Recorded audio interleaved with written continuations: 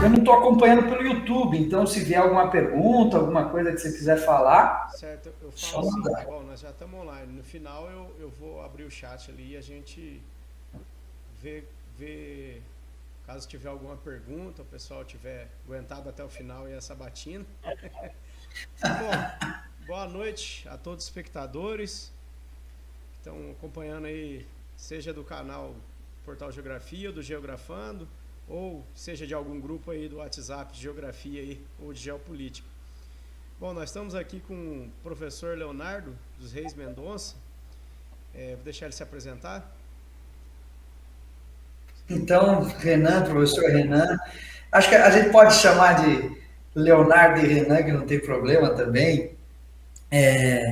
Bom, a gente acabou mantendo aí uma conversa e achamos que seria muito interessante trazer alguns assuntos relacionados aí geopolíticas, questões contemporâneas.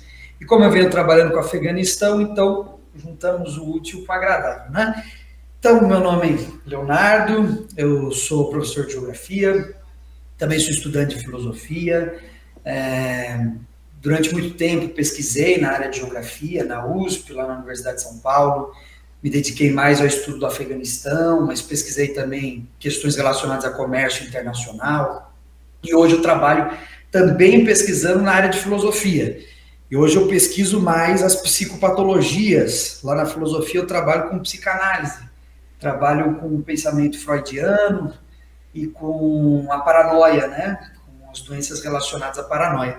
Então, assim, a gente vai para várias áreas diferentes, né? Sim. E, claro, né, já fazendo aí minha propaganda, minha publicidade, já tenho 2 livros publicados. Meu primeiro foi esse daqui, A Nova Geopolítica, o Afeganistão na Ordem Mundial e Regional, um estudo que eu fiz de 1979 até 2021. Então, pegando desde a invasão soviética até agora com a saída dos Estados Unidos.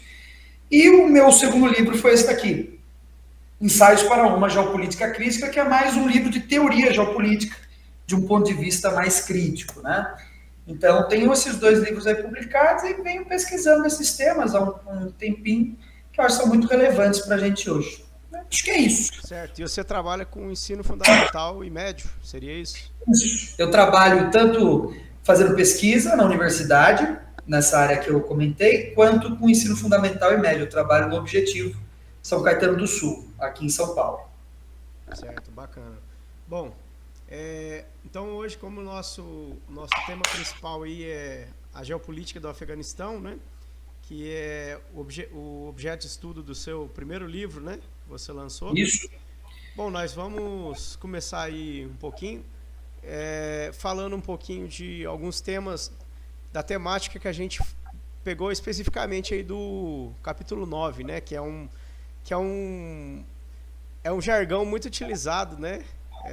Eu vi que você usou até a palavra, né? Para se referir a isso, né? Com o Afeganistão como um cemitério de impérios, né? Eu escuto isso muito também aí nos vídeos do professor Rock, né? Que ele fala bastante disso, né? Mas, bom, então a gente tem alguns temas aí que você trabalhou muito aí no capítulo 9, né? Como a fragilidade na coesão do poder na capital, Cabul, né? De ter uma coesão do território como um todo, né? Da descentralização de poder, né? Do território. Povos que não se reconhecem como afegãos ou como o próprio sufixo ali, né, o estão, né? Ele diz o lugar de morada, né? Mas como você vai ter um lugar de morada se dos afegãos, se eles, né, naquele espectro, naqueles vários grupos étnicos, eles não se reconhecem, às vezes reconhecem outro lar, né? Também é interessante isso que você citou lá de Alexandre, né? Fala também que ele foi difícil também para ele exercer domínio na região ali, né? Ele vai casar com uma princesa, imagina ali que seja ali nos territórios arredores, né? A interferência, depois a gente vai poder escolher alguns desses aí para falar um pouquinho. A interferência dos mujahidins, né? Apoiado pelos Estados Unidos, né? E o equilíbrio Estado, tribo e religião, também muito interessante. Eu escuto isso muito também no professor Rene, ele fala dessa questão, né? E do impasse da geomorfologia na região, a guerra de guerrilhas, que traz aquela questão de ar de determinismo, seria isso, né? Mais da questão ali determinista, né? Bom, eu acho que tem muito tema aí pra gente já começar falando aí eu vou deixar você escolher aí qual você sente mais tesão e mais vontade de falar, de trabalhar. Se não todos, né? Todos são ótimos temas, né? O livro ele é muito grande, foi até um exagero da minha parte, ficou com 450 páginas, eu explorei muita coisa, e inclusive elementos que não são especificamente do Afeganistão, né? Eu tentei colocar o Afeganistão no meio dessa geopolítica internacional. Então, é também um livro que fala muito sobre geopolítica dos Estados Unidos e como a União Soviética também participou desse jogo geopolítico. Mas é interessante começar, então, por essa questão do cemitério de impérios, né? Que é um termo muito recorrente, um jargão que a gente utiliza muito para pensar o Afeganistão, justamente pelo fato de que é um território um pouco ingovernável, né? Mas talvez seja até mais interessante dizer que o Afeganistão moderno que a gente conhece hoje, ele é, como todos os países são, né? Mas o Afeganistão, mais do que os outros, né? Ele não teve uma formação nacional, vamos dizer assim, natural. Ele foi se formando a partir do choque entre as potências da região.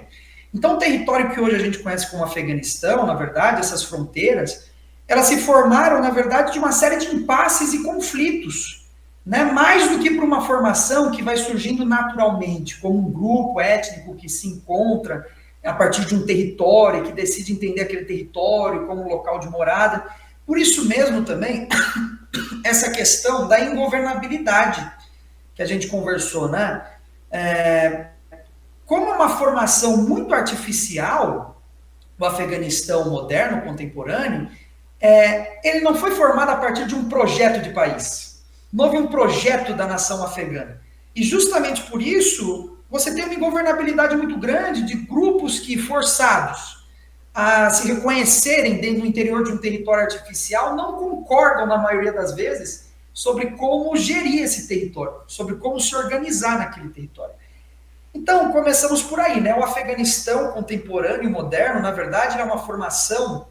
Todos os países têm algum tipo de artificialidade, mas o Afeganistão mais do que os outros. E, principalmente, ele foi formado pelos choques entre União Soviética, ou o antigo Império Russo, e o Império Britânico. Então, ele ficou no meio dessa briga, né? Que a gente já viu lá no Eric Hobsbawm, né? Ele chama do Big Game, né? O grande jogo. Essa disputa que existia entre os russos, na Ásia Setentrional, que queriam se mover até o Índico, né? A intenção do Império Russo era conseguir chegar no Oceano Índico. E os britânicos, né, queriam proteger a joia da coroa britânica, que era a Índia. E fica nesse impasse, né? Os russos indo em direção ao Índico, os britânicos tentando segurar os russos, e o Afeganistão vira essa espécie de território, que na verdade é um espaço, um território que a gente poderia considerar como um território tampão, um estado tampão. Né? Ele funciona como um tampão que segura essas tensões, né, entre Rússia de um lado e Império Britânico do outro, durante a maior parte do tempo. E é também um estado ponte, porque é uma zona de passagem. Se a gente pegar mesmo a geomorfologia da região, a gente vê, por exemplo, a leste do Afeganistão, inclusive um dos braços do Himalaia, o Hindu Kush, né, ele passa no território afegão. E justamente esse braço que faz parte da cordilheira do Himalaia, ele é muito importante do ponto de vista da geomorfologia, né? Quer dizer, porque ele cria uma passagem natural dos povos que vêm do norte da Ásia, que impede que esses povos se dirijam em direção à China. Então, o Afeganistão vira uma espécie de corredor natural, né? De uma área de estepes, de corredor natural. Então, é historicamente um estado tampão por segurar tensões entre grandes potências, e também é historicamente um estado de passagem, né? Porque são grandes povos que vão passar por ali. Você falou Alexandre o Grande, então os macedônios, os mongóis, inclusive até hoje um dos principais grupos do Afeganistão, que inclusive durante muito tempo viveram em conflito com o Talibã, foram os Hazaras, que são descendentes de mongóis. Então, é uma zona ali, justamente por ser essa zona de passagem, também aumenta o nível de conflito. Foi a Rota da Vários Seda povos também que circulando. passou ali, né? A Oi? Rota da Seda também, eu imagino A Rota da Seda. que influenciou muito ali, né? Aquela região ali culturalmente, né? Intercâmbio cultural, né? Mas assim, como que ela é interessante, você falou a geomorfologia, né? Como que, ao mesmo tempo que ela tem essa geomorfologia meio, né, complexa, né, para entender assim, em termos assim de conflito, né, atual, mas ao mesmo tempo ela ainda era uma rota importante também, que, Isso. através das caravanas, né, de mercadores, né, e ao mesmo tempo que é um território que meio que parece que é um pouco intransponível, né, em alguns aspectos, em outros tinha algumas regiões que tinha sua importância ali de rota comercial, né? Imagino que tem essa questão aí também. Bom, outra coisa interessante também que eu não sei se, de modo geral, você trouxe no livro também, entre os paquistaneses, né, que eu imagino também que tenha muito pashtuns, né, que você falou que é o principal grupo étnico ali do Afeganistão, né? Qual que é a diferença, né? Porque assim, qual que é a diferença de se enxergar ali dentro do Afeganistão, como o pashtun se enxerga ali e como ele se enxerga dentro do Paquistão, assim, se abordou isso de alguma forma, assim, porque eu entendi ali no livro que tem muitos que se enxergam de outra nacionalidade, então como que funciona isso, né? É uma coisa assim meio confusa, assim, é difícil entender, né? Como que o afegão se enxerga, né? Como que se dá isso aí?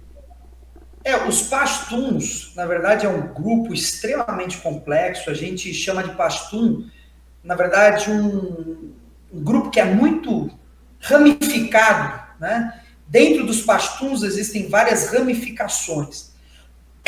Mas, no geral, se a gente tivesse que dizer assim, talvez, né, o grupo que mais chegasse próximo de uma identidade afegã seria os pashtun, porque é o grupo que existe em maior quantidade no país. Eles falam Mas mesmo Urdu? assim... É o Urdu? Não. Oi? É o Urdu a língua deles? A língua... O Urdu... Urdu. Entre os pashtuns circulam várias línguas, inclusive o paquistanês, que a gente tem ali as linguagens que vêm da Pérsia, né? Então, são várias linguagens que a gente tem no interior do Afeganistão. É realmente um grupo muito complexo.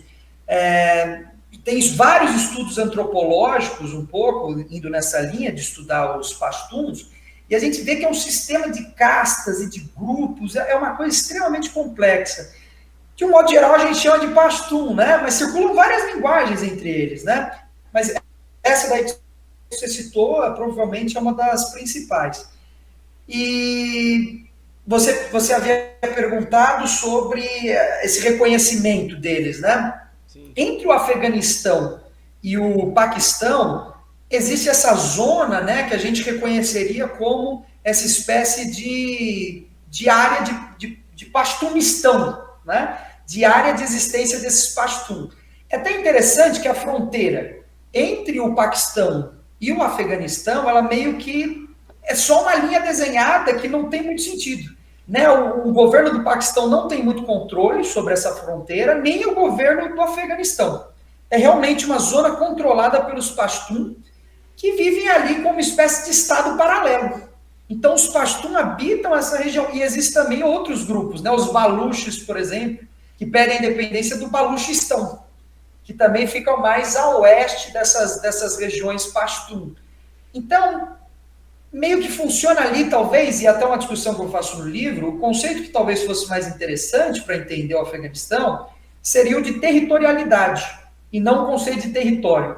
Porque essas fronteiras, elas assumem um caráter muito flexível. Você não tem ali uma fronteira que se mantém, com certas exceções, a maioria é muito flexível. Que um grupo vai para um lado, um grupo vai para o outro, entram em disputa, isso muda constantemente. Por isso que tem a temática, né? Estado, tribos e família e religião, algo assim? Não, seria mais estados, tribos e religião, né? Acho que é isso, né? Na administração do Afeganistão, né? Porque dá a entender, então, que é um estilo de governo mais tribal, né? Não, Isso. de governo assim não, ou melhor, de não governo, né? Porque as tribos, É, elas têm religião. As tribos, imagino que é difícil o governo lidar com elas, né? Com as tribos que não se reconhecem parte desse estado-nação, algo assim, né? isso. E, Na verdade, a gente tem o conselho, que é chamado de Loya Jirga, né? Acho que não está saindo seu áudio. não, eu tô com, acho que um atraso. Ah, tá bom, tá bom. Então a gente tem um conselho no Afeganistão, que é a Loya Jirga, que é um conselho dos principais representantes dos grupos no Afeganistão. Então, nesse conselho se reúnem essas principais lideranças dos maiores grupos, né, dos Hazaras, dos Baluches, dos Pashtun, inclusive de outros grupos da Ásia Central, que existem em grande quantidade, né, Tajiks, Uzbeques, né, que existem em grande quantidade no Afeganistão, se reúnem, então, uma espécie de conselho para deliberar sobre as decisões do Afeganistão. Então, às vezes, isso tem como ocorrer. Né? Por exemplo, quando os Estados Unidos começa o processo de invasão do Afeganistão, para eles legitimarem a liderança do primeiro presidente desse período de ocupação estadunidense, que foi o Hamid Karzai, eles fazem uma Loya Jirga. Então, eles reúnem as principais lideranças para legitimarem a ocupação da presidência pelo Hamid Karzai. Então, existem métodos, mas são geralmente alianças muito frágeis. O governo central, ele tem um certo limite de até onde ele pode ir, de o que ele pode fazer, que entraria, por exemplo, num dos aspectos do porquê o comunismo no Afeganistão deu muito errado. Né? O comunismo no Afeganistão foi um desastre, né? Porque o comunismo ele partia dessa noção de um governo central muito forte. E esse governo não conseguia se manter em relação a essas lideranças regionais que prezavam por uma certa independência em relação ao governo central. Então nós podemos dizer que o Talibã e o Islã é um elemento mais coeso, assim, mais centralizador de poder do que os próprios políticas externas dos Estados Unidos ou da ex-União Soviética, né? No caso, no contexto, né, da época, porque, não, bom, a princípio o Islã, eu acho que ele dialoga mais, né, com essas sociedades mais tribais, que estão ali mais ligadas com a religião, né, e através também do fundamentalismo ali islâmico, também eu acho que parece, né, que quando ficou aquele vácuo de poder, parece que mudou um pouco, né, a relação ali, né. Não sei se você adentrou nisso assim no livro, na primeira investida do Talibã, depois na segunda, né, que depois tem com a saída dos Estados Unidos eles entram de novo, né, recentemente, né. Como que fica isso? Não, perfeito, é isso mesmo, porque funciona assim, né?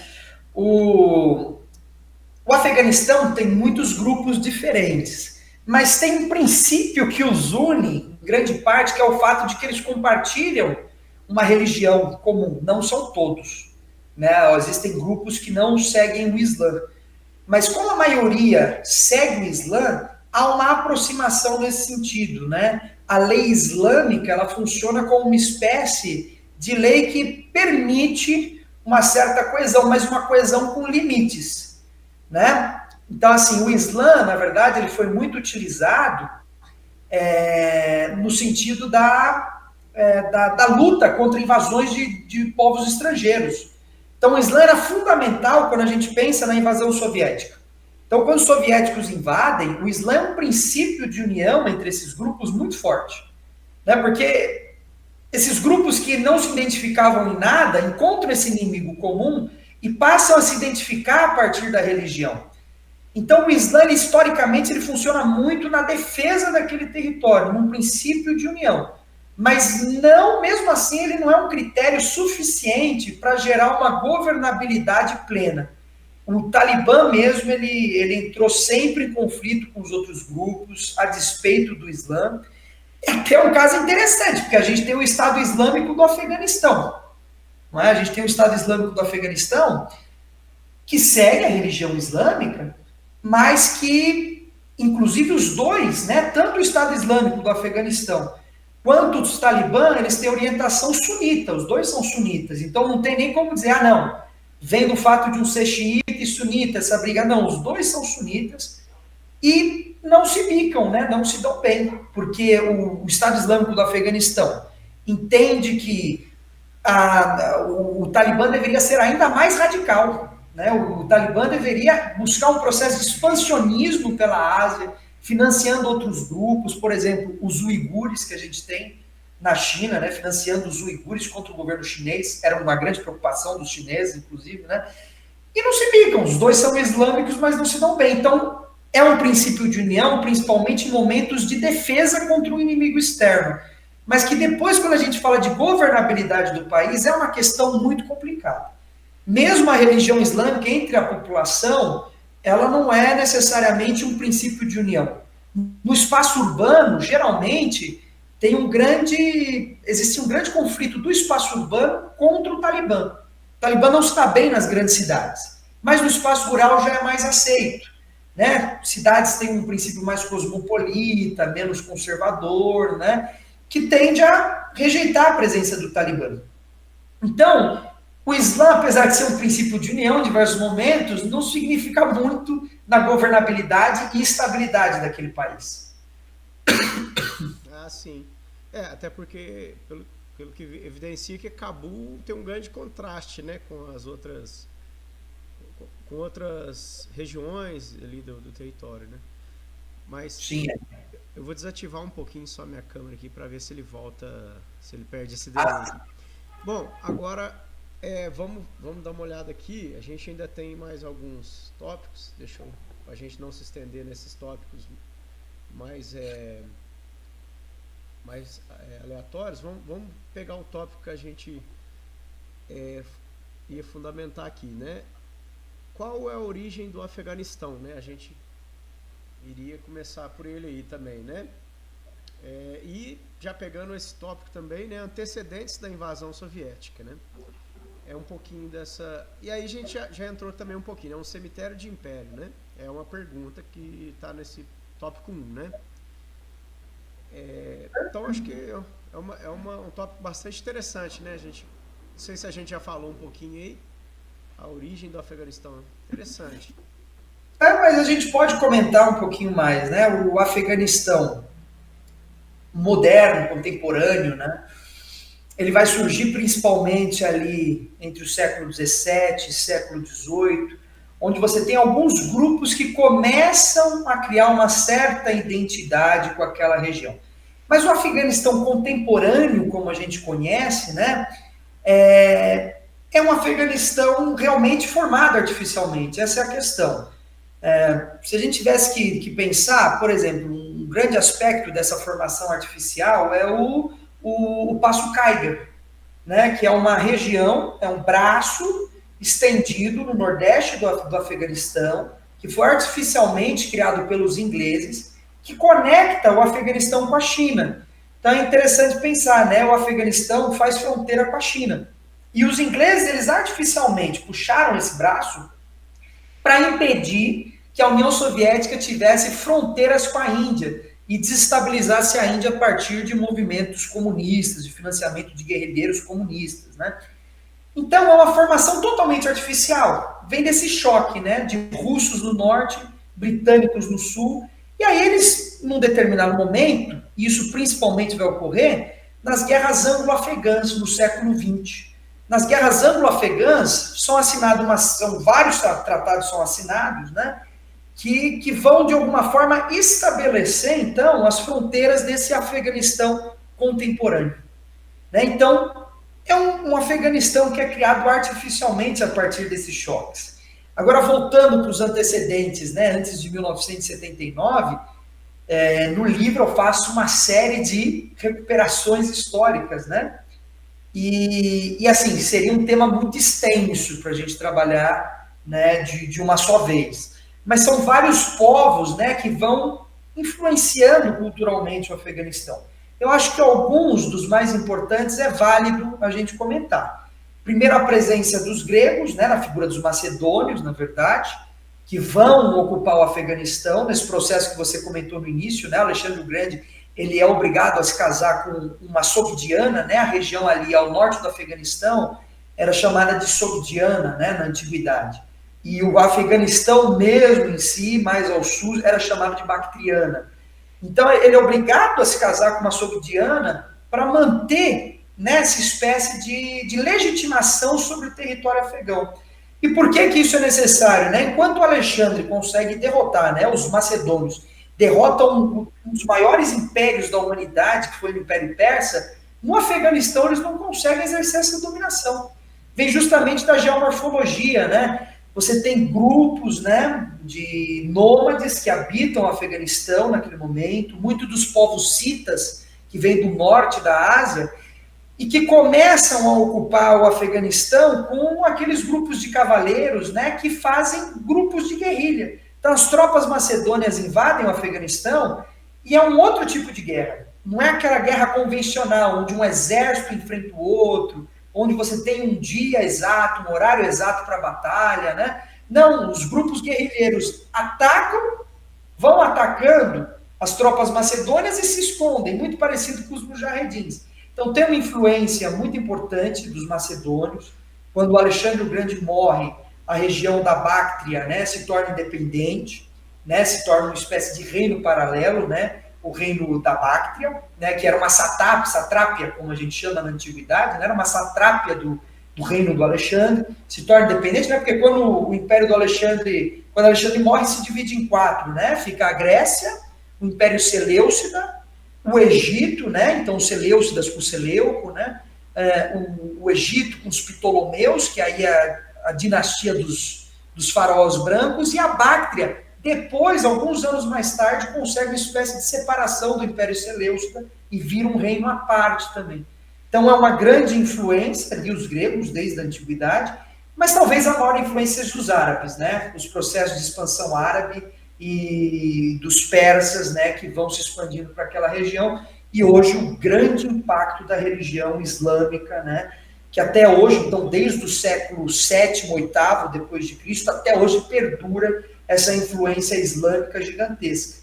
Apesar de que a gente teve, por exemplo, que é um caso muito interessante, influência budista, né? A gente teve o budismo da Índia, né, a figura dos grandes Budas, né, que inclusive foram destruídos, né, as estátuas do Buda que existiam no Afeganistão, que eram gigantescas, maravilhosas, o Talibã destrói, porque são figuras de adoração de uma outra religião, tal. Então, é isso, o Afeganistão é essa zona imbricada de muitas culturas e religiões, e você tem esse mosaico de diferentes grupos, de persas, gregos, árabes, mongóis, e por aí vai, né, a história é longa. Ah, sim, o Iraque também vira e mexe tem esses casos, né, de destruir sítios arqueológicos, né?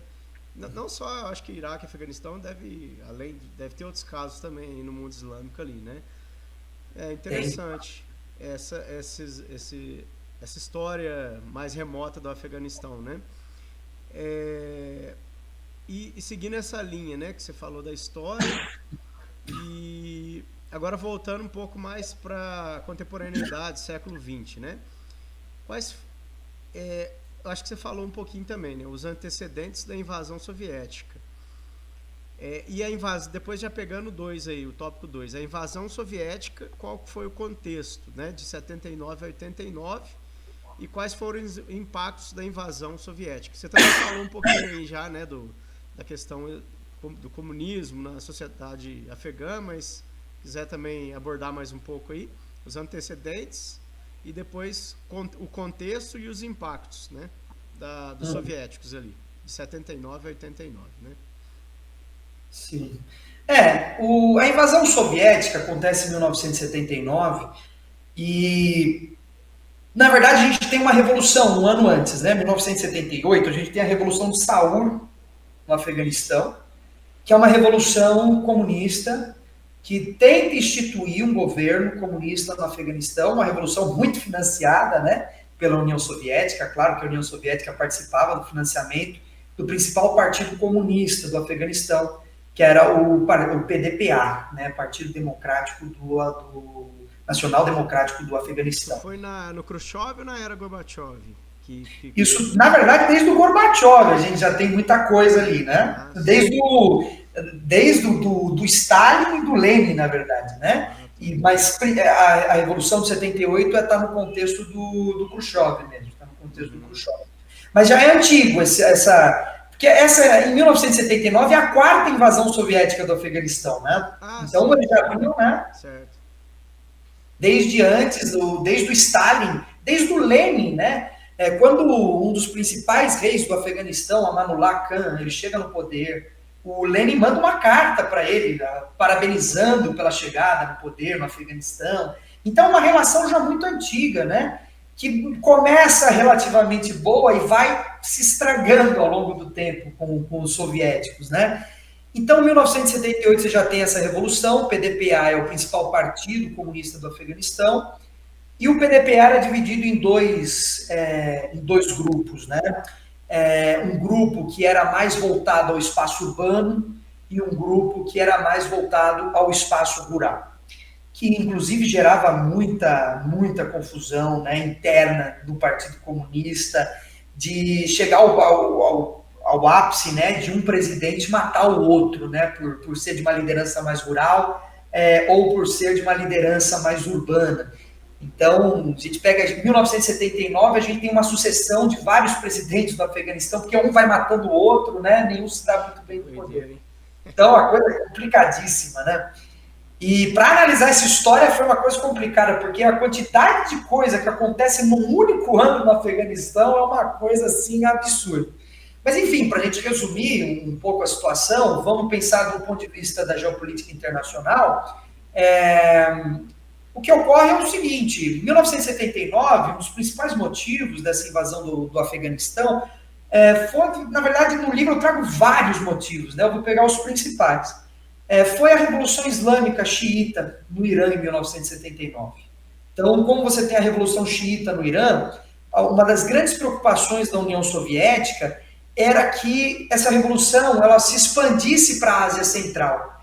E o medo da União Soviética era o quê? Que o Afeganistão se tornasse uma base de treinamento de extremistas muçulmanos. A Ásia Central, que fazia parte ali da União Soviética, tinha grande população muçulmana. E o grande medo era o quê? Bom, a partir do Afeganistão, as repúblicas soviéticas da Ásia Central podem ser desestabilizadas a partir desses movimentos no Irã. Então, a União Soviética pensa, de uma certa forma, numa espécie de invasão defensiva preventiva. Foi essa a alegação da União Soviética. Vamos invadir. E aí até entra uma questão aqui interessante, né? Até o termo invasão a gente pode colocar em questão, porque quem liderava o governo do Afeganistão na época, né, reconhecido, um certo reconhecimento internacional, era o Partido Comunista. Então, é até um pouco discutível, a gente pode falar em invasão, dependendo do contexto, né, porque em relação aos povos que habitavam ali, realmente trata-se de uma invasão, mas para o governo do Afeganistão não foi uma invasão, foi uma espécie de auxílio. Uma ocupação ali para... Do ponto de vista, né? É uma ocupação amigável ali. Se a gente pensa em relação... Do leste europeu. Aos modos do leste europeu. Isso. Se a gente pensa do ponto de vista dos povos que não se davam bem com o comunismo e que faziam uma espécie de oposição ao governo de Cabul, o governo comunista, foi uma invasão. Agora, se a gente vê do ponto de vista do governo de Cabul, aí foi uma espécie de auxílio de tropas soviéticas para tentar controlar a situação no Afeganistão. E aí o governo comunista se estabelece em 1979, também é um importante ponto. Então, o primeiro ponto é esse. Não podemos deixar que as outras repúblicas soviéticas caiam na mão dos extremistas islâmicos. É o primeiro ponto, né? Que não deu muito certo, né? Porque a União Soviética acabou se ferrando nisso, porque quando invadiu o Afeganistão, ela deu muitos mais motivos, né? Muito mais motivos para que o mundo islâmico odiasse a União Soviética, né? Então, invadiu, bom, já que agora invadiu, poderia ser que nada ocorresse, mas com a invasão, eles estimularam muito o ódio do mundo muçulmano contra a União Soviética. Então, aí acabou gerando mais problema do que antes, né? Então, esse é um dos motivos, um dos grandes motivos. O outro era a doutrina, né? Já do Khrushchev, na verdade, de 79, a gente está no Brezhnev, né? Que era a doutrina Brezhnev, que é a doutrina de que nenhum país que caia nas mãos do socialismo, se um país passou pela Revolução Socialista, ele não pode sair da esfera do socialismo. Não pode existir essa espécie de derrota do socialismo. Então, o socialismo deveria funcionar nesse sentido. Nunca podemos perder nenhum país da esfera socialista.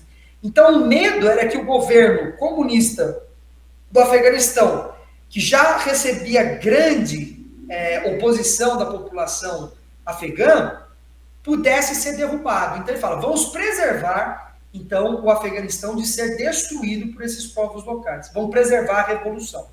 E aí tem vários outros motivos secundários. Por exemplo, a intenção dos russos de chegarem no Índico, a aproximação dos russos em relação ao mar, ao Golfo Pérsico, né? Então, há vários outros motivos entram aí, motivos estratégicos, econômicos, alguns recursos que poderiam ser extraídos do Afeganistão, mas aí são mais motivos secundários. Porque até então a única saída era pelo Mar Negro, né? E os estreitos ali, né? Que tem ali no Mar Negro, acho que naquela região ali turca, eu acho, se não me engano, mas é meio complicado, né? Porque até aqui o mar do norte não é muito navegável, né? Então eles precisavam ter...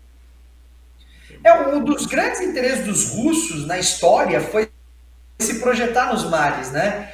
Quando eles tentaram se projetar no Mar Negro, a gente teve a Guerra da Crimeia, então a guerra contra o Império Otomano. E quando eles tentaram se projetar no Báltico, também tiveram a guerra contra a Suécia, na época do Pedro Grande. Os suecos invadem o território russo, né? Inclusive, eles mudam a capital para São Petersburgo, né, para se aproximar do Báltico, para eles terem mais acesso àquele mar. E hoje, mais do que nunca, os russos estão de olho no Mar de Barentes, que é um mar aí um pouco esquecido na Europa, que fica ali ao norte da Finlândia, porque, por conta do aquecimento global, é um mar que tende a se descongelar, se tornar navegável. Por isso, vários países aí estão entrando para a OTAN, né? Mas aí isso é um outro tema, mas só para explicar como os russos, historicamente, desejam se projetar nos mares e nos oceanos, né? No Índico, no Mar Negro, no Golfo Pérsico. É um país extremamente continental que busca, né? Se a gente lembrar lá do Mackinder, que é um grande geopolítico, pai da geopolítica, ele já destacava isso, né? O interesse dos russos é sempre se projetar nos mares, né? E o interesse de toda a Europa Ocidental e o dos Estados Unidos é sempre impedir essa projeção. E o Afeganistão fica no meio dessa disputa. É interessante, já fazendo uma provocação aí, aproveitar esse meio termo que a gente está aí. Bom, puxando um pouco aquele vídeo, o último vídeo que você fez, né, do imperialismo russo, né, que foi o último vídeo que você fez no seu canal, Geografando. Já fazendo um merchan aí. Depois vocês sigam ele lá no YouTube, né, o professor Léo lá, canal Geografando. Uhum. Bom, a Rússia, a gente percebe que ela cresceu a leste, né? Ela teve durante o expansionismo, né? Imperial, né? A Rússia ela vai crescer no sentido leste, né? Da Sibéria ali. E pelo que eu vi, né? Você falando, né? Essa questão se pode ser considerado um imperialismo ou não, né? Por conta ali aí acho que você falou um pouco da política externa, né? Se não me engano, dessa questão aí. Bom, é lógico, né? A questão ali econômica, né? Que você fala também, né? Depois que você entra um pouco nos cartéis, nos oligopólios, nos monopólios e tal. Mas se eu me recordo um pouco aí. Bom, como que a gente explica? É claro que a Rússia ela não teve a cultura russa não expandiu tanto quanto a norte-americana, né? O inglês, né? O estadunidense, a influência britânica e estadunidense no mundo aí, né? Através aí da cultura, da globalização, né? Mas a leste do território também, né? Lógico, só saindo um pouco da questão soviética, mas também englobando um pouco, né? Desculpe, da questão afegã, mas englobando também. Sim. Os russos, eles têm muitas causas separatistas, né? Internas, né? Que não é muito, pelo menos assim, não é muito conhecida. É até difícil encontrar na internet, na web, as questões assim, você tem que escafuchar mesmo. Você não tem nenhum mapa. Inclusive eu fiz um mapinha do separatismo russo. Eu fiz um mapinha aí com alguns no Cáucaso, né? Mais na parte oriental ali, né? Depois dos Montes Urais e na parte europeia. Mas como que a gente explica assim lógico, existem definições distintas, dependendo aí do autor, né, do pensador, né, do geógrafo. Mas assim, como que a gente explica esse expansionismo, que a gente se deu no Afeganistão, né, se deu na Ásia Central, talvez assim, um processo um pouco diferente do que se deu na Ásia Central do Afeganistão, né? Porque houve ali a anexação das repúblicas, né? E no Afeganistão foi um pouco diferente, se é que a gente pode dizer, né? Desse ponto de vista. E como que assim, ou não é? Vamos dizer assim, vamos assim, vai ou racha, né? Foi imperialismo, não foi? O que lá dos russos de Kiev, né? Dali para frente foram se expandindo, né? Enfim. E hoje a capital russa não é Kiev mais, né? É Moscou, enfim. Né? A questão do Kremlin ali e tudo mais. E aí, como que é? Só para fazer antes da gente entrar no Talibã e falar dos Estados Unidos aí, para a gente fechar essa parte aí dos soviéticos, dos russos.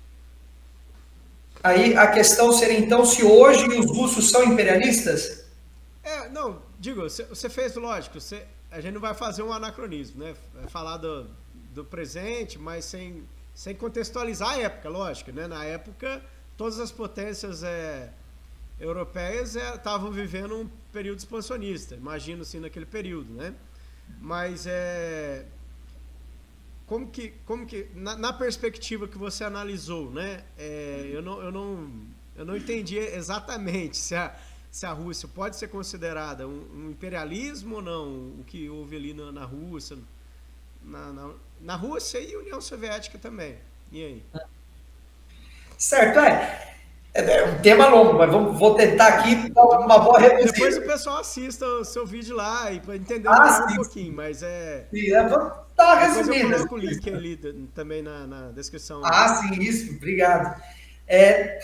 Eu acho assim, o processo de expansão para o leste do território siberiano, inclusive ele é analisado pelo Mackinder. Mackinder ele fala muito do fato de que enquanto o mundo, né, europeu ocidental desbravava os mares e oceanos, que era um processo que a gente conhece como grandes navegações, que é o processo de desbravamento do mundo, existia um outro processo paralelo que poucos perceberam, que também foi um processo de expansão, que foi justamente a expansão dos russos em direção ao território da Sibéria.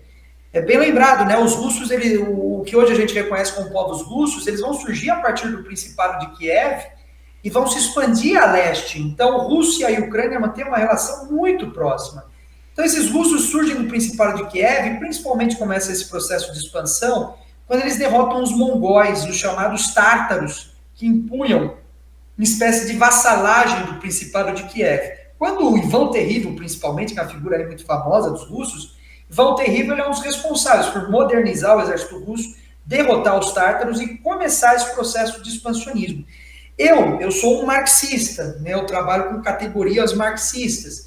E aí vai de uma interpretação de teoria e método, né? Que todas eu acredito que são muito válidas, vai do pensador. Então, do meu ponto de vista, eu diria que ali o processo de ocupação da Sibéria é um processo de acumulação primitiva, como Marx definiu. Né? Assim como as grandes navegações estão incluídas no processo de acumulação primitiva, ou seja, o estágio inicial de preparação do desenvolvimento do capitalismo, que é principalmente uma busca de matéria-prima, de novos mercados, né?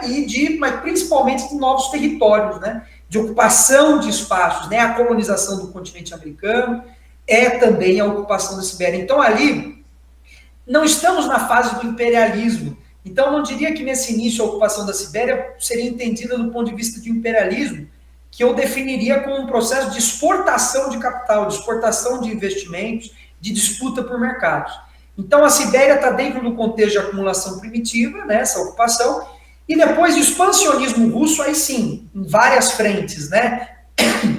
A frente no Báltico, a ocupação, a tentativa de ocupar o Mar Negro na Guerra da Crimeia, a guerra contra os suecos, a guerra russo-japonesa, apesar de ser uma guerra defensiva dos russos, já mostra a intenção de ocupação dos russos também do Pacífico, né? Distribuição então, do gás, né? Do petróleo, do gás natural também ali, né? Nos arredores, né? Na comunidade de estados independentes é uma tentativa, né? De agregar, né? De continuar influenciando até a esfera russa ali. O pessoal falou que o meu microfone estava ruim. Eu aproximei um pouquinho dele aqui. Será que melhorou um pouco? Eu acho que para mim tá perfeito. Eu estou conseguindo ouvir tranquilo. Não sei o pessoal no YouTube. Acho que foi o pessoal no YouTube que comentou aí. Deu uma melhorada? Como que tá? Talvez. Para mim tá tudo ótimo. Mas só para a gente não perder o gancho aqui, né? Então você quis dizer que tem a questão, né, da acumulação de capital, né? E você falou dos mercados, né? Da saturação do mercado interno, né? E depois a tentativa de galgar aí novos mercados, né? Seria essa o ponto de vista, né? Certo. Isso. Mas melhorou aí, Adriano, João? Deu uma melhorada? Vamos ver, depois eu vou esperar para ver se eles responderam.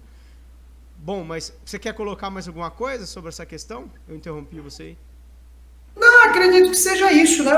E ainda continua sendo uma disputa de império. O gás natural é a maior evidência de que é uma disputa imperialista, né? É a disputa de mercados, é a disputa, no fundo, entre Estados Unidos e Rússia tem sido, em grande parte, quem fornece gás natural para a Europa. É uma disputa de mercado, é uma disputa imperialista, não tem como escapar disso. E aí é interessante o gás natural, porque o Afeganistão, ele foi justamente cogitado, né, como preocupação estadunidense, né, justamente por causa do gás natural. Porque o Afeganistão está muito próximo do Turcomenistão, e a ideia dos americanos era produzir, né, através de uma série de investimentos de infraestrutura, gasodutos que, vindo do Turcomenistão, passassem pelo Afeganistão, chegassem no Paquistão e distribuíssem esse gás natural a partir de portos, né, pelo canal de Suez. Seria uma possibilidade, né? Então, essa disputa do gás natural ela já é muito antiga e o Afeganistão está no meio dessa disputa, né? O gás ali foi um fator fundamental também. Certo. Deixa eu testar aqui só eu vou testar aqui no YouTube rapidinho. Claro! Peraí, eu vou avançar um pouco aqui. Ao vivo é assim mesmo, a gente tem que ir fazendo os testes. Só esperar chegar aqui na onde que eu... Aí eu vou poder ouvir como que tá aqui de fato. Peraí. E a gente já prepara pro próximo tópico. Perfeito.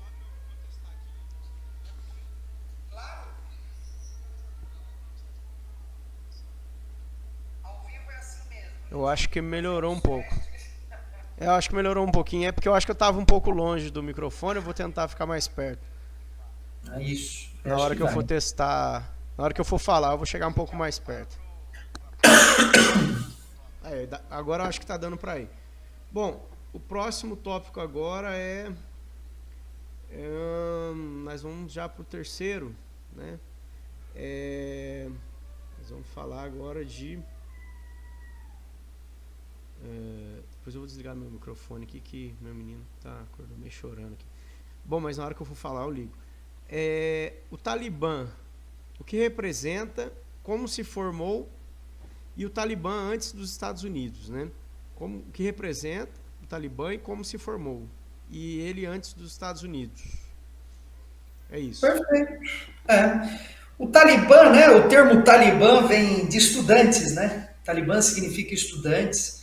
O Talibã, na verdade, ele foi formado a partir de grupos que, refugiados da guerra contra a União Soviética, né, no Paquistão, nos campos de refugiados do Paquistão, começaram a se organizar a partir dos dos estudos do Corão.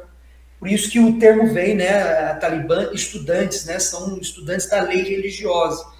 Então eles se formam ali no Paquistão, a partir desses campos de refugiados, e começa a organizar, né, a partir de um certo messianismo, começa a desenvolver uma ideia de retorno à Terra Prometida. É muito interessante, porque muitos que estavam ali no Paquistão tinham muita saudade de viver no Afeganistão, ou naqueles territórios que eles reconheciam como parte do seu grupo étnico, né? E aí começa essa organização armada, né? Vamos retomar o Afeganistão, né? Vamos, a partir de uma guerra santa, né, retomar o Afeganistão. Isso é muito importante, porque essa noção de guerra santa, ela consegue criar uma espécie de força centrípeta em torno do grupo, né, que atrai muitos jovens. Muitos jovens começam a se reunir em torno dessa ideia de terra prometida, né? Então, no início, o próprio Talibã sempre admitiu, a ideia era transformar o Afeganistão numa espécie de reino árabe do século 7 e 8 depois de Cristo, né? Cabul era para se tornar uma espécie de Meca, né? E aí o Talibã começa a se unir em torno dessa pauta de retorno à Terra Prometida, né? Então isso ali durante os anos 70, 80, tem a base dessa formação primordial desse grupo, né? Para nos anos 90, então, com a saída da União Soviética, você tem um vácuo enorme de poder e o Talibã se aproveita desse vácuo de poder e começa um processo aí de expansão, de ocupação do território. Então, aí que está a origem desse grupo Talibã, antes dos Estados Unidos, né? Depois dos Estados Unidos, aí é outra história. Certo. Agora nós vamos lá, Talibã, isso, antes dos Estados Unidos, né? É um pouco diferente desse Talibã que assumiu, tomou o poder. Não digo diferente, mas eles são mais, parece que, moderados, né?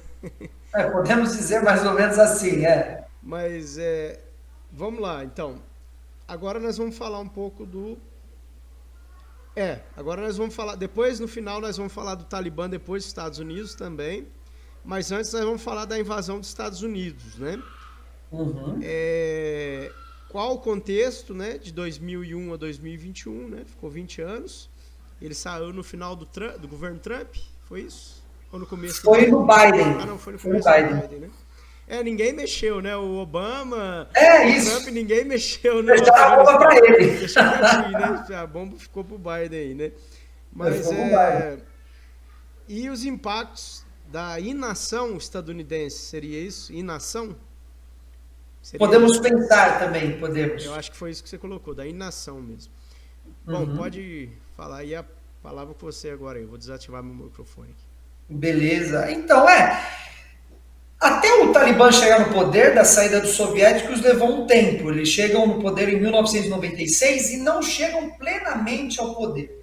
Tem uma figura muito famosa no governo do Afeganistão, que é a figura do Daoud, né? Que na verdade ele é o conhecido como Leão do Panjir, que ele era na verdade um tajique, né? Que fez uma forte resistência contra o Talibã, não é? E é até interessante porque ele teve a oportunidade de chegar ao poder e decidiu não chegar. Ele preferiu, falou, não quero ser presidente do Afeganistão. E justamente quando ele decide não chegar, não ser o presidente, cria-se um vácuo de poder, porque ele era uma figura muito importante, capaz de organizar aquele país, e quando ele decide não assumir a governança do país, aumenta um pouco esse vácuo de poder, e aí tem toda uma manobra do Talibã para tomar o Afeganistão. Então isso é um processo longo, e em 1996 o Talibã consegue controlar a maior parte do território, com exceção do Panjir, que é a região do nordeste do Afeganistão. Eles não conseguem derrotar os tajiques que apoiam, né? Então, a figura aí do Leão do Panjir, que faz essa forte resistência contra o Talibã. E o Talibã nunca conseguiu derrotar eles. Na verdade, ele vai ser assassinado, né? Essa figura, o Leão do Panjir, ele é assassinado alguns dias antes do 11 de setembro. É uma questão interessante. Alguns dias antes do 11 de setembro, não me lembro se foi 1 ou 2 dias antes, né? Ele é assassinado, tem uma entrevista, chamam ele para uma entrevista, e levam uma câmera, e essa câmera tem uma bomba dentro, é um ataque, ele morre. Então é interessante pensar como a morte dele pode ser uma prerrogativa para a invasão do Afeganistão. Ele era uma liderança muito importante e pode haver algum tipo de interesse dos Estados Unidos em substituir a figura de liderança dele pelo Hamid Karzai, que foi o primeiro presidente do Afeganistão. Estados Unidos, ele era uma figura neutra? Ele, em relação aos Estados Unidos, ele era uma figura, vamos dizer assim, mais neutra mesmo. Sim. Uma figura mais neutra, com uma certa, uma aproximação, mas com independência, certo? Assim, nós podemos nos aproximar dos Estados Unidos, mas nós queremos uma certa independência do Afeganistão. E o Hamid Karzai já era uma figura mais controlável pelos Estados Unidos. Porque dá a ideia que se ele é não contra, mas se ele tem não, é lógico que isso não. Existem vários espectros na polícia, mas se ele não anti, mas ele fez a oposição ao Talibã, né? Seria algo mais pró-Estados Unidos, mas pelo jeito. Sim, então... não, mas dá essa noção, né, de que ele poderia ser pró-Estados Unidos, mas não necessariamente, porque a ideia dos Estados Unidos era conseguir governar o Afeganistão a partir de uma figura de muita confiança. Então, essa figura tinha que ser alguém que tivesse certos preceitos ocidentais, que fosse muito bem controlável. O Hamid Karzai, ele estudou em faculdades estadunidenses, né? Ele foi para o Afeganistão já com certo apoio dos Estados Unidos. Na verdade, o Hamid Karzai chega antes no Afeganistão, começa a organizar certas guerrilhas no interior do Afeganistão, para depois receber um auxílio mais forte dos americanos. Mas era uma figura de muito mais confiança dos Estados Unidos. E hoje o Hamid Karzai é um pouco contra os Estados Unidos, por incrível que pareça. O Hamid Karzai ainda está vivo. Osama Bin Laden? Osama Bin Laden também, né? Outra figura. Quase um Osama Bin Laden. Hoje o Hamid Karzai ele é contra os Estados Unidos, para não dizer contra, porque o Hamid Karzai é uma figura muito democrática. Ele é um cara assim que preza pela democracia. E tem feito certas críticas aos Estados Unidos, que já vem desde o governo dele, porque os Estados Unidos realizavam uma série de ataques no território do Afeganistão sem consultar o próprio Hamid Karzai. Isso levou à morte de crianças, mulheres, em ataques assim, que o Hamid Karzai não via muito sentido. Ele entendia que eram ataques destrutivos, mas né? Mas ele estava governando na época que teve a perseguição ao Osama Bin Laden? Foi ele? Na época de... Não. O Osama Bin Laden, ele é anterior. Né? A gente pode voltar na figura do Bin Laden, então, para a gente contextualizar. Né? Para entender qual foi o período que ele vai estar no poder. Isso, não, se não me engano, agora me fugiu a data, mas acho que ele sai em 2011. Não, eu tenho aqui a cronologia, a gente consegue ver fácil. Não, então na mesma década. Então foi na mesma década que teve a caçada, né? O Bin Laden. Isso. Né? Então não está tão longe, não. Então... Isso, o Hamid Karzai, ele fica até 2014. Aí em 2014 entra o Ashraf Ghani, né? Que é uma outra liderança, que é muito mais criticado que o Hamid Karzai. Certo. Mas o Karzai, ele vira o presidente do Afeganistão assim que eles conseguem derrotar o Talibã, certo? Então, o Mullah Omar, que era a figura representativa do Talibã, durante esse período aí inicial, ele vai ser destituído do cargo, né? E aí sim você tem o governo Hamid Karzai. Então, e o Osama Bin Laden só morre em 2011. Só vai morrer em 2011. E aí entra o contexto da invasão estadunidense. É isso, o ataque às Torres Gêmeas, tal, né? Esse ódio acumulado do mundo muçulmano, do Ocidente, por conta de intervenções dos Estados Unidos no Oriente Médio, que o Osama Bin Laden via. Bush, né?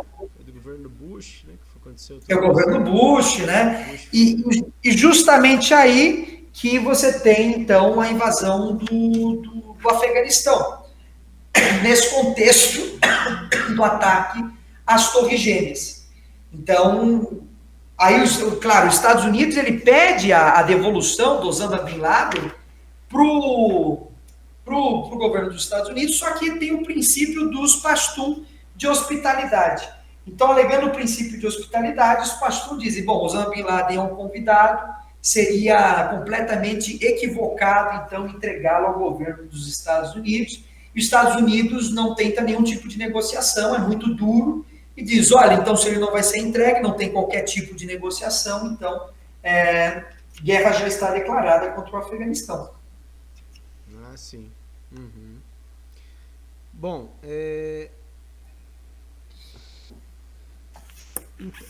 você falou um pouco dos impactos da inação dos Estados Unidos ou não? Os impactos da inação em qual sentido? Sim, vamos pegar então o histórico de ocupação norte-americana, né? Então, os Estados Unidos, então, por conta do ataque às Torres Gêmeas, decide essa invasão. Osama Bin Laden, inclusive, dá uma entrevista para Al Jazeera, que é a principal rede de televisão aí do mundo árabe, né? Que tem sede lá no Catar. E ele, depois dos ataques, ele dá uma entrevista dizendo que ele não tinha nada a ver com aquilo. Ele deu uma entrevista dizendo, não tenho nada a ver com o que aconteceu, esses ataques eu não sei quem que realizou esses ataques, e daí surgem várias teorias, inclusive eu achei até interessante, eu coloquei no meu livro uma série de teorias que não atribuem ao Bin Laden esse ataque, né, que surgem dos Estados Unidos, analisando se é possível, se tem veracidade, se não tem. Por exemplo, Osama Bin Laden, existe até uma discussão se ele já havia morrido antes de 2011, quando o governo dos Estados Unidos alega que ele morreu, porque ele tinha problemas renais, né, para ele se deslocar naquele território afegão era uma coisa terrível. Inclusive, ele dá entrevista na Al Jazeera, depois do ataque, num centro de hemodiálise, porque ele tem problemas renais, ele tem muita dificuldade de locomoção e tudo mais. Mas, a despeito disso, que é uma discussão secundária, então os Estados Unidos iniciam um processo de invasão do Afeganistão, principalmente por via aérea, né? Na verdade, é a Aliança do Norte, financiada pelos Estados Unidos, que é esse grupo que ficou no Panjir, que nunca o Talibã conseguiu derrotar, que é a principal força terrestre no início da invasão. Os Estados Unidos dá apoio aéreo, bombardeando todo o Afeganistão. Então, esse apoio aéreo, somado a essa Aliança do Norte, são os principais meios, né, de combate dos Estados Unidos nesse início. Depois, tropas são deslocadas, principalmente quando a guerra do Iraque começa a perder um pouco o ritmo, muitas tropas dos Estados Unidos são deslocadas para o Afeganistão. E depois da morte do Osama Bin Laden, né, com uma certa estabilização relativa do país, começa um processo, né, de retirada de tropas estadunidenses do Afeganistão. Até que depois a gente tem o Acordo de Doha, assinado pelo Trump, que pretende de vez aí fazer uma espécie de negociação com o governo do Afeganistão, no sentido dos Estados Unidos realmente abandonar. E é até interessante isso, né? Porque como os Estados Unidos saiu da guerra no governo Biden, os republicanos usaram muito isso para atacar o Biden, dizer, não, o Biden foi um fracassado, não manteve a guerra, olha, a gente perdeu para o terrorismo. Mas o Trump já estava assinando acordos, né? Inclusive com o Talibã, né, de vamos tirar essas tropas do território afegão. Então, é um processo que desde o Obama já vem ocorrendo nessa inação, então, de vamos deixar o Afeganistão agora por sua conta e risco, né, uma espécie de perda de interesse em um posicionamento permanente de tropas e um desgaste muito grande. Porque apesar do país, né, de você ter o governo central do Karzai, você não consegue manter uma hegemonia plena do Afeganistão. Esse é o grande problema. Sempre ocorrem ataques, o Talibã sempre se reagrupa, é impossível derrotar aquele outro grupo. Então, assim, apesar de ter um controle relativo, é muito desgastante enviar tropas e manter tropas no Afeganistão, porque é uma guerra, é o cemitério de impérios, né? É uma guerra que não acaba, né? Não consegue manter essa hegemonia. Isso vai desgastando os Estados Unidos, né? A ponto de que em 2021 chega o auge, né? Olha, vamos abandonar o Afeganistão, e aí tem aquele momento, a fuga no aeroporto de Cabul, que é uma coisa assim, simbólica, né? Parece o Saigon, né? Lá no Vietnã, as pessoas fugindo do Vietnã, e que marcou profundamente a história do Ocidente, porque o terrorismo venceu a guerra. No fundo foi isso, né? O Talibã venceu. Inclusive essa já é a pergunta 5 mesmo, o Afeganistão hoje, a vitória do terrorismo.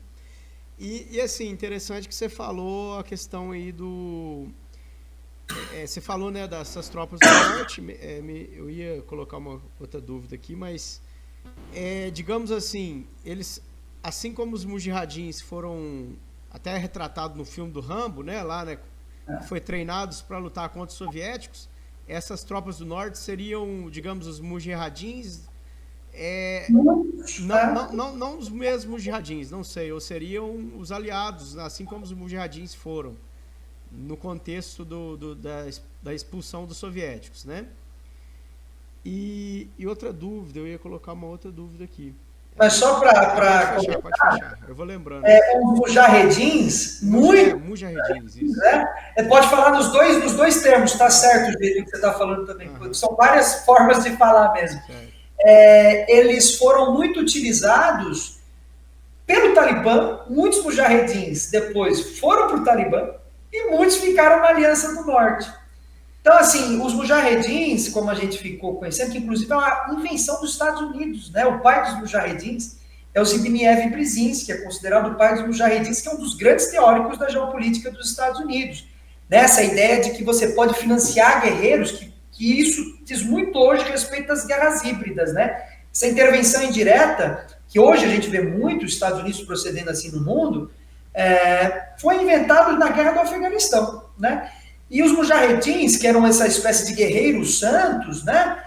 Eles viravam de lado a todo instante. Tinha muito uma questão de vou para o lado que está melhor. Muitas vezes acontecia isso, né? Então existiam grupos muito poderosos no interior do Afeganistão que faziam aliança. Oi? Eles não eram muito leais. Isso, era uma espécie de mercenário. Família deles, né? Quer dizer, eles estavam preocupados com a família deles, né? Tipo, sim, dá isso. a entender que vou ver o que é conveniente para o meu núcleo ali, né? Tribal, né? Tal. Você tinha lideranças, né, muito poderosas que depois vão se aliar ao Talibã, com nomes excêntricos, né? Hekmatyar, né, que era uma das grandes lideranças ali, que vai fazer parte, sem território, né, que é uma característica. Os mujahedins, muitos grupos poderosos, não tinham um território definido, eles viviam vagando pelo Afeganistão em ações de guerrilha. E muitas vezes era conveniente, uma aliança com os azaras, depois já não era mais, eles entravam em guerra. Justamente porque depois que a União Soviética deixa o Afeganistão, né, você tem um vácuo de poder muito grande. Quem que manda? Então surge o poder fica muito equilibrado entre os povos que habitam, não tem um poder maior. Então, como o poder é muito equilibrado, tem uma disputa, quem que manda agora, né? E por isso essas alianças vão tomando caráter de convencionalidade. Agora é mais convencional, agora é menos. Isso se mantém na história do Afeganistão, inclusive na ocupação dos Estados Unidos, é algo que se mantém, né? E aí hoje, claro, eu queria só comentar uma questão, alguns interesses dos Estados Unidos nessa ocupação, né? Certo. Deixa eu só... Tem a questão do gás natural. Oi? Não, eu ia fazer uma colocação antes de você falar dos três Estados Unidos. É que isso que você falou faz muita relação com o professor Reni estava comentando em relação ao Hamas, né? Que ele fala que a luta contra uma ideologia, né, que não necessariamente é, por exemplo, a guerra entre Rússia e Ucrânia, por mais que ela é assimétrica hoje, né? Ela é assimétrica ali, né? Não tem bem a invasão ali acabou tomando proporção de guetos ali mesmo, né? Dentro daquelas cidades devastadas, né? Uma guerra bem assimétrica. Mas é diferente de você lutar contra uma ideologia, porque você não está lutando contra a nação ucraniana, você está lutando contra o Hamas, que é uma ideologia que está no ideário, né? Das pessoas ali, né? O Talibã também, ele tem esse caráter, né? Mais de estar no campo das ideias, né? Muito forte. E não necessariamente você está lutando contra alguém, né? O teu inimigo, ele pode ser qualquer cidadão afegão, né? Ou qualquer cidadão de Gaza, né? Como está acontecendo em Gaza, né? Então, enfim, você não está lutando contra um soldado ucraniano, né? Ou vice-versa. Então é muito complexo, né? Essa guerra assimétrica e ao mesmo tempo você, né? Não tem exatamente ali o seu inimigo, não tem né? Não tem, ele pode ser qualquer um, ou ele pode vir a ser qualquer um, né? Até mesmo fora de dentro, fora do Afeganistão, né? É complicado, né? Mas isso foi muito conveniente para os Estados Unidos até. né? Porque os Estados Unidos, ele historicamente, ele cria inimigos fantasmas, né? Você vê o comunismo, né, o terrorista islâmico, e é importante para o governo dos Estados Unidos criar essa espécie de inimigo muito plástico, pode ser qualquer um, pode estar em qualquer esquina, em Então, qualquer mas o lugar. fascismo, por exemplo, o fascismo e o nazismo, eram inimigos fantasmas Não, ou eram não, não reais? eram. Oi? Não, não. Tem inimigos reais, claro, né? E tem inimigos mais plásticos, vamos dizer assim, né? O nazismo, o fascismo, né? Foram inimigos reais, eles tiveram que enfrentar. Assim como o Talibã também foi um inimigo real, e os comunistas também, que representaram para os Estados Unidos um perigo real. Mas essa possibilidade de criação de um inimigo plástico é fundamental, porque é um país extremamente dependente dessa orientação a um inimigo externo. Né? Um fator de coesão é sempre fundamental. É preciso ter um inimigo externo, é preciso reconhecer uma alteridade, um outro constante. Né? É uma discussão que tem no livro também. É preciso sempre reconhecer um outro como uma hostilidade. Isso, e claro, isso daí faz parte da dimensão nacional da maioria dos países do mundo. Os Estados Unidos não escapa muito disso. Mas por ser uma formação colonial, isso acaba assumindo uma formação mais forte, porque é um país menos coeso, apesar de que tem uma certa coesão. Né? Mas é isso. Certo, você ia falar dos três questão dos Estados Unidos aí. De alguns objetivos. Eu no livro explorei e eu consegui, inclusive, desenvolver uma tabela sintetizando um pouco isso. Eu queria muito encontrar, mas acho que vai ser difícil, né? Mas no livro aqui existem vários motivos que eu levantei, né? Por conta dessa invasão do Afeganistão, né? O que teria motivado, então, né? E aqui tem alguns interesses importantes, né? Então, alguns interesses internos, eu vou ficar só nos internos, né? Falar de um ou outro externo, mas do ponto de vista interno, lá na página 374, página 375, eu faço essa tabela. Existia uma grande questão no Afeganistão com o tráfico de drogas, né? E um grande interesse dos Estados Unidos na comercialização, na participação dessa produção de drogas. Isso já é muito antigo para os Estados Unidos, tipo né? o ópio, Os Estados Unidos. e vocês seguiram a sina dos ingleses, do ópio na China? Isso, exatamente, o ópio, né? O ópio que é aí o principal, a base da produção da outra droga, esqueci agora, metanfetamina, né? Acho que é isso. Que é uma droga aí, muitos que circula bastante nos Estados Unidos. Então, o tráfico de drogas era fundamental. Não por acaso, olha que coincidência, depois da guerra do Vietnã, o que a gente tem? Da heroína, agora eu lembrei, da heroína.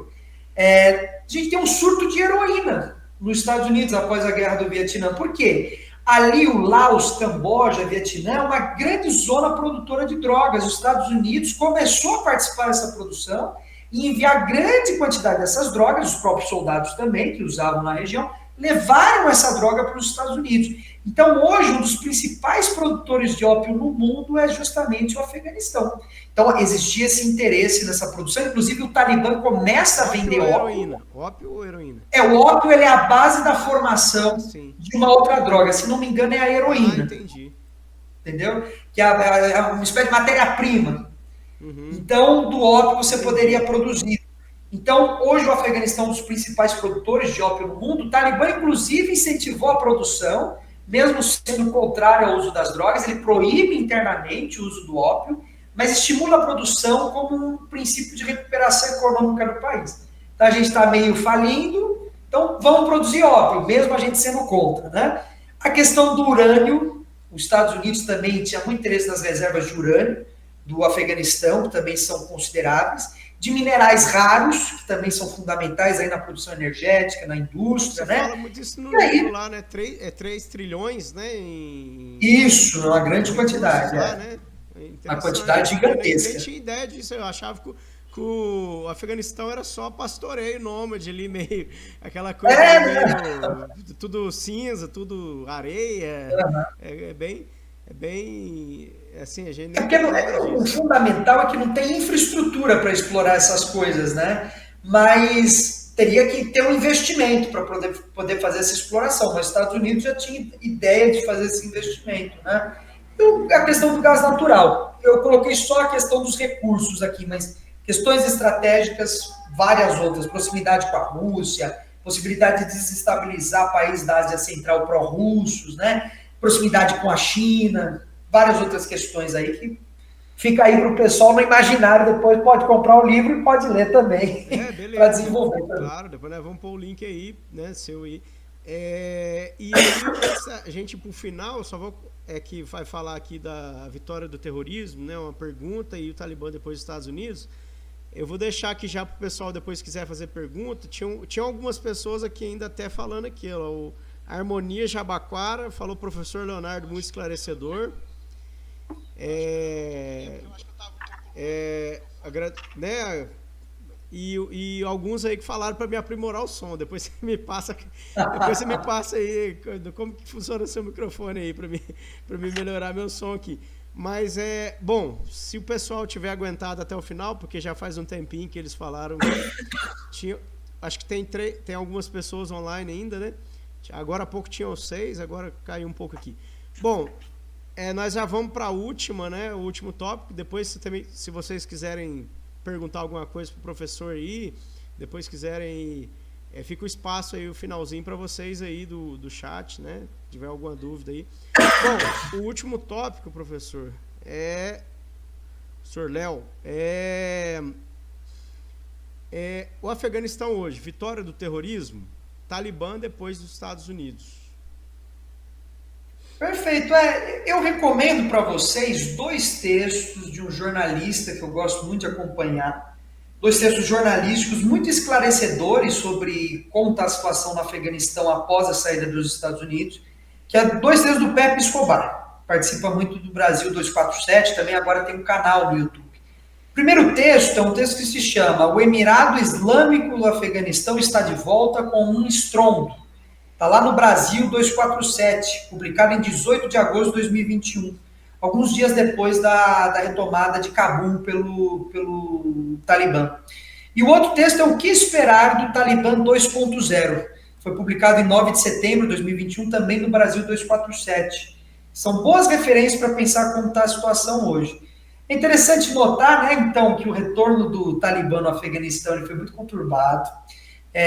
O presidente pós-Hamid Karzai, então pós-2014, era o Ashraf Ghani. E o Ghani ele foi muito acusado na comunidade internacional de desvio de verba, de corrupção, né? E o Ghani simplesmente abandonou o país em 2021. Simplesmente ele abandonou. Ele fugiu do Afeganistão com todas as reservas de dólares que ele pôde levar. Inclusive, uma das maletas de dólares ficou perdida no aeroporto de Cabul, foi encontrada por um segurança. Então, o segurança se deu bem, né? Uma maletona de dólar, enfiou tudo no avião e fugiu. Ele fugiu, se não me engano, foi para o Uzbequistão e depois ele foi para o Emirados Árabes, para Dubai. Como a gente sabe, Dubai é uma grande cidade para lavagem de dinheiro. Então, provavelmente, ele foi lavar esse dinheiro lá em Dubai, provavelmente colocar como se fosse algum tipo de investimento dele, algum tipo de coisa nesse sentido, né? Ele sumiu. O que deixou todo o alto escalão ali do governo do Afeganistão nervosíssimo, querendo matar ele, né? E ele era um cara que estava, durante o tempo todo, dizendo, não, a gente vai enfrentar, se o Talibã chegar, é até a morte, a gente vai lutar até a morte. Foi o primeiro a desaparecer, né? Então fugiu do Afeganistão e deixou o país ingovernável. O Talibã assume o país num movimento muito rápido, é realmente uma blitzkrieg, né? Uma guerra relâmpago. Inclusive, vários membros do Talibã já estavam em Cabul disfarçados. E aí, quando foi dado o sinal, tomaram a cidade. A maioria das tropas afegãs do governo do Ashraf Ghani desertaram. E, inclusive, aí já mostrando o aspecto de como esse Talibã veio um pouco diferente, o Talibã perdoou essas tropas. Não era um costume do Talibã aceitar o perdão. Esse perdão de guerra não era muito considerado. Porque o princípio de vingança é muito forte entre as tribos Pashtun e o Talibã vem principalmente desses grupos, né? Então eles perdoaram, inclusive admitiram que essas tropas pudessem fazer parte desse Talibã renovado. Então foi um processo de deserção, o governo do Talibã já não estava pagando a maioria desses soldados, e a saída dos Estados Unidos complicou isso ainda mais, um governo extremamente corrupto, o Talibã toma Cabul. E aí tem o cerco do aeroporto, que é aquele momento memorável, né? O aeroporto fica cercado, e aí todo mundo que era jurado de morte pelo Talibã tenta desesperadamente sair do país. Tanto que a gente tem nesse momento aquelas imagens terríveis das pessoas se segurando nos aviões e despencando quando o avião vai levantar voo, as pessoas despencam lá de cima porque foram agarradas nas rodas dos aviões, de tanto desespero, né? E aí uma característica diferente. O Talibã falou, olha, pode ficar, quem está aí no aeroporto, de boa. A gente vai deixar que venham aviões dos Estados Unidos, que retirem vocês, a gente não vai atacar vocês. Então, tudo trazendo uma nova imagem renovada de um Talibã que seria agora menos radical, mais moderado, né? Inclusive, foi exigência, tanto da Rússia quanto da China, essa moderação. Né? Os russos e os chineses disseram, a gente só vai abrir uma embaixada no Afeganistão e reconhecer o governo afegão se vocês se comprometerem, então, com uma série de requisitos, a dar mais liberdade para as mulheres, a abrirem as universidades, enfim, trazer essa espécie de moderação. E a China, inclusive, né, através de conversas, conseguiu, né, criar um acordo onde o Talibã se comprometia a essa moderação, se comprometia a não treinar uigures, né, que são chineses muçulmanos do noroeste da China, contra o governo chinês, que é um grande medo do governo chinês. E a China, por outro lado, mostrou intenções de financiar o Afeganistão na extração de cobre e na construção de uma ferrovia, que era o principal interesse dos chineses, era esse, né? Que uma ferrovia passando pelo Afeganistão e pelo Paquistão pudesse, então, dinamizar o comércio chinês na Ásia. Iniciativa Belt and Road? Isso, exatamente. Ah, sim. As novas rotas da seda.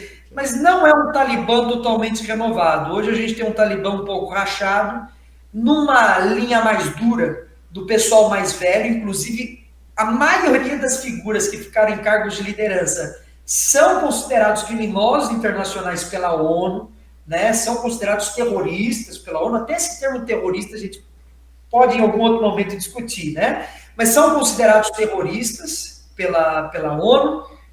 E a gente tem um núcleo agora mais leve, que são os jovens afegãos, né? Os jovens do Talibã, que não viveram a guerra soviética e que vêm hoje com uma outra mentalidade mais moderada.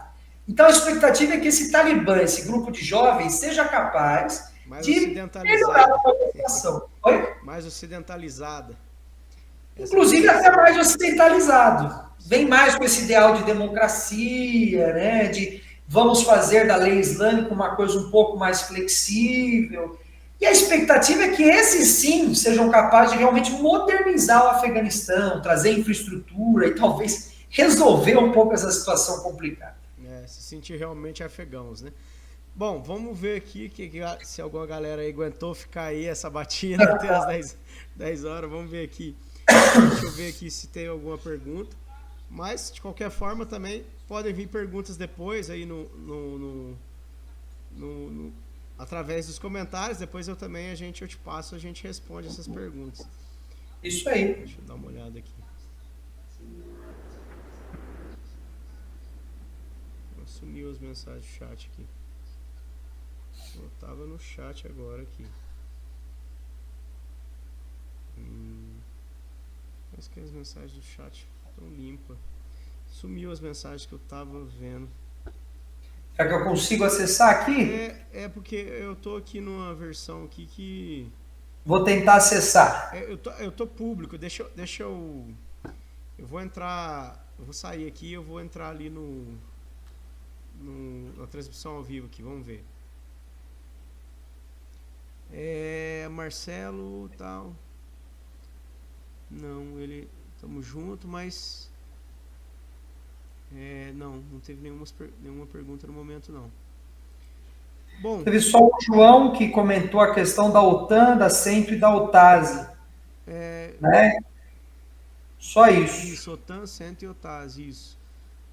Então, a OTAN, a CENTO e a OTASE fazem parte da teoria de contenção da Rússia, né? Então, a OTAN é criada em 1949, mas a gente teve também outras, né? A gente teve também outras alianças desse tipo, né? Então, a Organização do Tratado do Atlântico Norte é a mais famosa, a mais forte, mas a gente teve a Organização do Tratado da Ásia Central, que acaba em 1979 porque o Irã sai, né, por causa da Revolução Islâmica, mas era uma tentativa também de impedir o avanço soviético, e a OTAS, a Organização do Tratado do Sudeste Asiático, que também não existe mais, mas se a gente juntar OTAN, Centro e OTAS, a gente tem no mapa, né, toda uma barreira de contenção dos russos, né, como se fosse uma muralha em volta do território russo. Então faz parte das teorias, né, que vêm desenvolvidas por dois geopolíticos, né, pelo Nicholas Spykman, que escreve lá a Geografia da Paz, muito importante para definir as teorias geopolíticas de intervenção dos Estados Unidos, a doutrina de segurança, e o Zbigniew Brzezinski, que também, mais uma vez, é um dos grandes responsáveis por essa articulação. Então é isso aí. Beleza. Bom, eu não vou estender muitas perguntas para você não. Bom, eu falei que eu ia colocar algumas provocações. Pode colocar. Bom, no final aqui, né? Eu até estava discutindo com um professor aqui da Academia de Letras aqui da cidade, do município ali, né? Que ele fazia duras críticas, né? Ele falou que tinham jornalistas que... Ele é jornalista e ficavam o pessoal da CIA assistindo as aulas deles lá no curso de jornalismo. Aí eu falei, eu falei, não, algumas coisas eu concordei com ele, mas e aí? Claro que a gente, o mundo de 40 anos atrás é um pouco diferente do mundo de 2000 a 2020, né? Mas nesses 40 anos, os últimos 50 anos, vamos colocar aí, né? De ocupação, de invasão ou ocupação, seja a forma de entender, soviética e depois estadunidense. Qual potência você acha que foi mais, que trabalhou melhor aí posso dizer assim que levou assim valores democráticos ou assim que financiou assim a promoção de infraestrutura, como a China quer, né? Que é lógico, a China tem alguns seus interesses também, né, na construção da nova Rota da Seda, mas assim, nesse período de ocupação soviética estadunidense, se é que a gente pode dizer que teve coisas positivas, né, nessa loucura toda que foi aí, né, mas teve alguma coisa positiva, né, do ponto de vista soviético ou estadunidense aí, nessas ocupações, nessas invasões? O Afeganistão hoje pode-se dizer que tem uma perspectiva de futuro mais do que há 50, 100 anos atrás ou não? Sim ou não? O que a gente pode dizer aí? Então, você vai colocar seu livro no link aí para o pessoal ali. Obrigado. Então, o Afeganistão, durante a ocupação soviética, o comunismo nunca se deu bem com o mundo islâmico, né? O comunismo ele sempre teve problemas. Por exemplo, a ideia comunista de coletivização da terra era vista, mesmo no Afeganistão, onde você tinha grandes lordes, né, quase senhores feudais, mas não vou cometer esse anacronismo, né? Você tinha grandes proprietários de terra no Afeganistão que, de certa forma, impunham um sistema de servidão com a população, né? Havia uma troca, né? Você usa os equipamentos da agricultura, a gente faz essa troca, né? Você produz, você dá um pedaço para mim e tal. População muito pobre, mas quando os soviéticos, principalmente os comunistas afegãos, vêm com a ideia de coletivização do campo, a maioria da população é contra. É contra porque a população diz que é pecado semear terra roubada. Então, a coletivização seria tirar a propriedade das mãos dos grandes proprietários, e a população vê isso como algo ruim, não gosta. Então, o Islã é complicado, né? O Islã nunca teve assim, tiveram vários movimentos que nunca se alçaram a grandes movimentos marxistas, né? Se aproximaram, mas nada comparado à União Soviética, né? Então, assim, qual é o saldo? Quando eu escrevi o livro, eu estava preparando um capítulo... Nada comparado a Mao Tse Tung. Oi? Nada comparado a Mao Tse Tung. Mao Tse também, ao comunismo chinês, né? No Islã você não tem algo que chegue naquele nível. Então, eu quando estava escrevendo o livro, eu estava preparando um capítulo inteiro sobre exatamente isso que você me perguntou, sobre qual foi o saldo dessa ocupação. Só que eu tive um impasse nessa produção. não existem muitos dados sobre o Afeganistão. A maioria dos dados não tem uma periodização legal, É tudo da Al são Jazeera. quebrados. Oi? Tudo vem da Al Jazeera, da mídia do Não, Qatar. tem no Banco Mundial. O Banco Mundial ele faz levantamentos. Só que a maioria dos dados não existem ou são muito fragmentados, de 10 em 10, 15 em 15. Por exemplo, no período soviético eu não conseguia ter acesso a quase nenhum dado. E no período americano eu tinha dados assim, alguns de 5 em 5 anos, outros de 6 em 6, outros de 8, outros não existiam. Então é muito difícil, não tem censo, o país não tem censo. Não É tem muito produção difícil essa intelectual muito, né? Nas universidades mesmo, é uma coisa que eu acho que as pessoas devem. Eu imagino que muitos afegãos têm uma visão positiva assim da ocupação. Eu acredito, né, que uma certa camada, né, talvez mais favorecida da sociedade, talvez tenha uma visão assim até positiva da ocupação dos Estados Unidos, né, ou da invasão dos Estados Unidos, porque pelo menos eu imagino que deu para quebrar um pouco essa hegemonia assim fundamentalista islâmica, né, que viveu durante talvez décadas anteriores ou, né, de uma geração mais nova. E aí você tem um mundo, né, que você tem mais liberdades, mais, né, a informação ela é mais, ela não é controlada tanto, né, não vive-se um mundo que, assim, apesar de ter assim fundamentos religiosos, não é fundamentalista, né? Eu acho que assim, eu entendo que é o que muitas mulheres afegãs vêm fazendo um trabalho, né, de resistência e contra, né, contra, né, o machismo e tudo mais, né? Não só contra isso, né, mas contra todo, né, o que simboliza o Talibã, né? Então eu entendo assim muito assim, apesar dos pesares, apesar né, de George Bush, né, George Bush tal e tudo, né, toda essa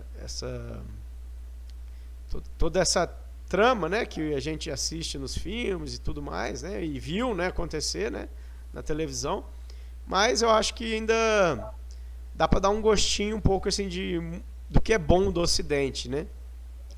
E como você falou também, né, a questão, né, né, de viés mais soviético também, né, a questão da coletivização. Aí é claro que também vai ter margem para muitas discussões, né, a questão da coletivização, né, e tudo mais, né, não só no perspectiva afegã, né, mas como esse modo de interpretar, né, o Ocidente, porque assim a Rússia digamos assim, ela não faz parte do mundo ocidental, né, numa perspectiva assim, talvez de algum ponto de vista, né? Você tem lá o teórico do choque, né, de civilizações, né? Ele não coloca a Rússia no mundo ocidental, né? Dos ortodoxos. Ortodoxos. Então, a visão, né, dos Estados Unidos não inclui muito a Rússia mesmo. Então, apesar da Rússia ter assimilado, né? Mas eu acho que o Putin não é.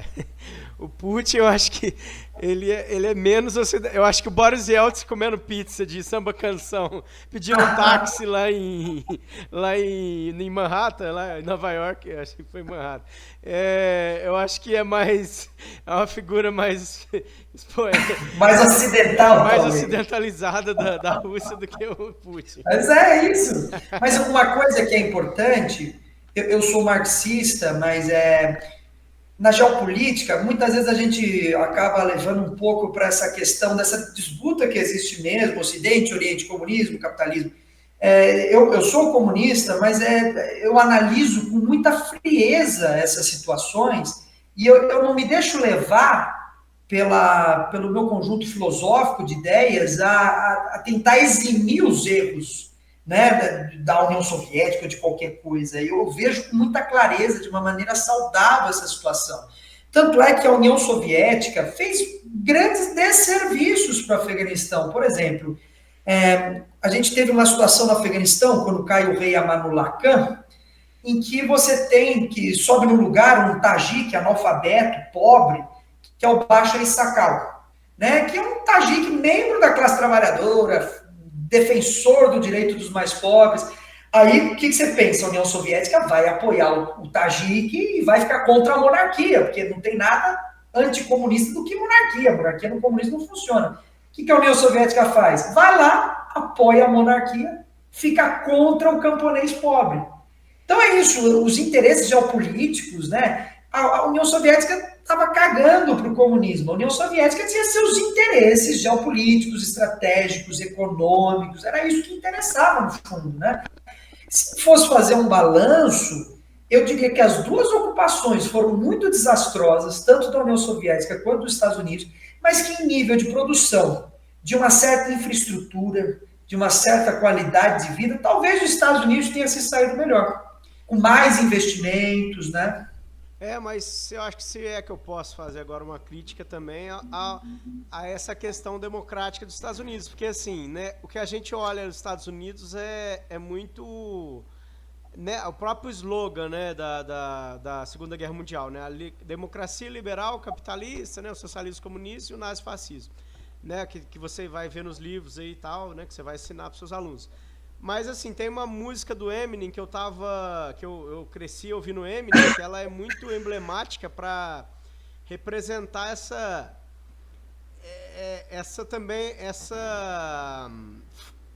um pouco falácia dos Estados Unidos também, né, dessa bandeira George Washington, né, e todos os fundamentos da democracia, a Casa Branca e tudo, da democracia ocidental, ela fica muito bem assim, colocada no rap do Eminem, que é White America. Não sei se você já ouviu essa música. Vocês já estavam vendo a tradução dela, né? Que ele vai falar né, ele tem um trecho que ele fala, né? Eu amo, né? Bom, ele vai falar da democracia, né? Tudo aquela coisa, né?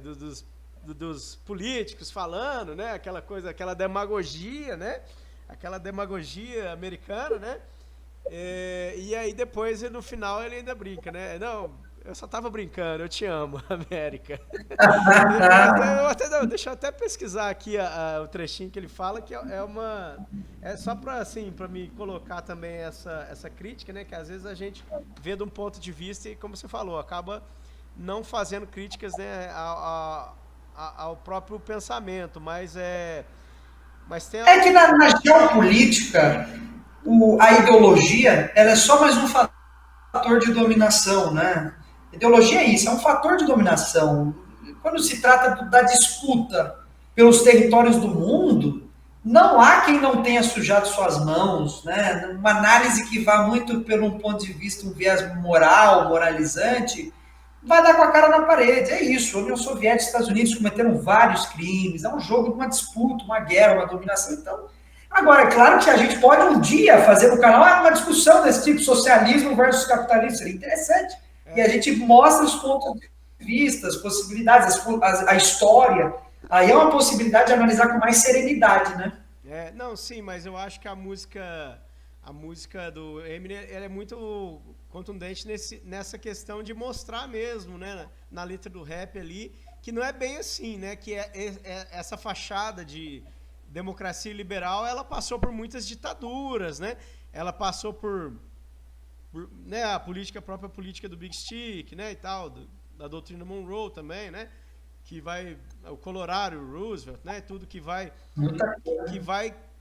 também vai ser uma fachada que vai ser usada, né, um pretexto, né, que, né, também no mundo árabe, né, que eu vejo que os Estados Unidos tem sempre essa vamos, né, no Vietnã e tal também, né, que na realidade ela passa por financiar ditaduras, por financiar Saddam Hussein, né, num determinado momento, né, depois o negócio tomou também uma outra forma ali, né?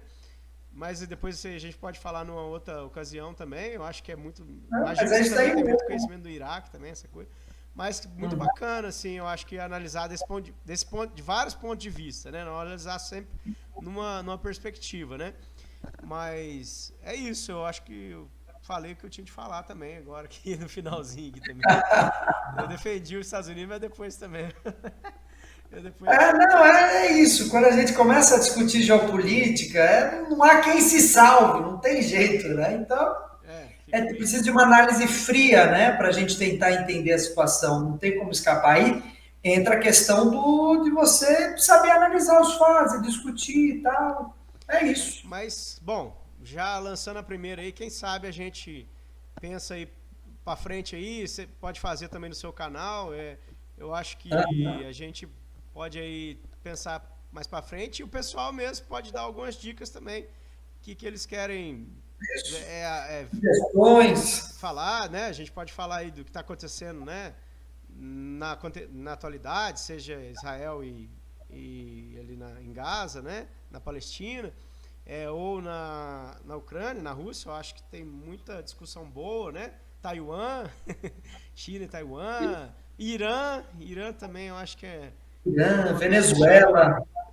né? Tem muito, é o que não falta, né? É o que mais tem. Na geopolítica eu acho que não falta assunto, né? Exatamente.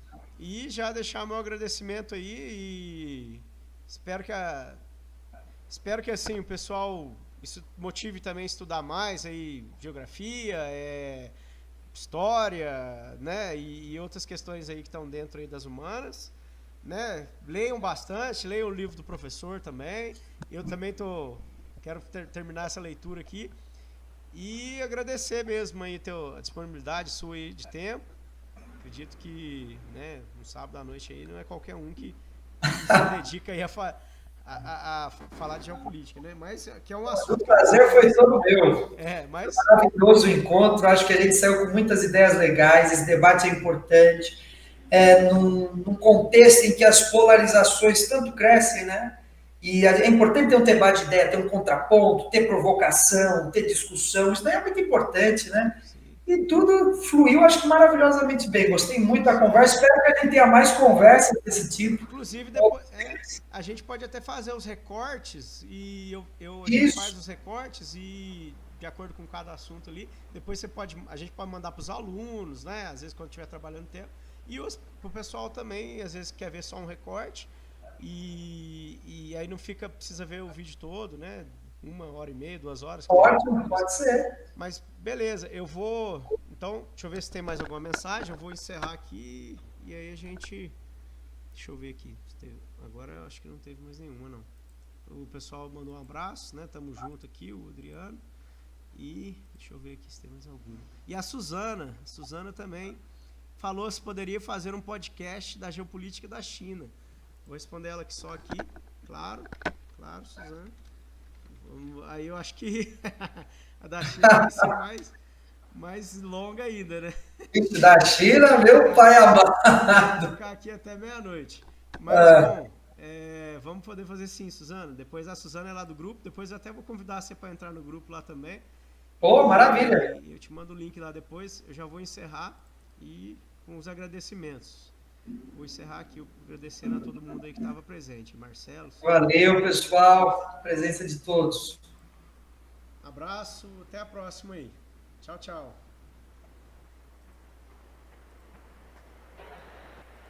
Bom, agora foi aí? Oficialmente encerrado. Beleza.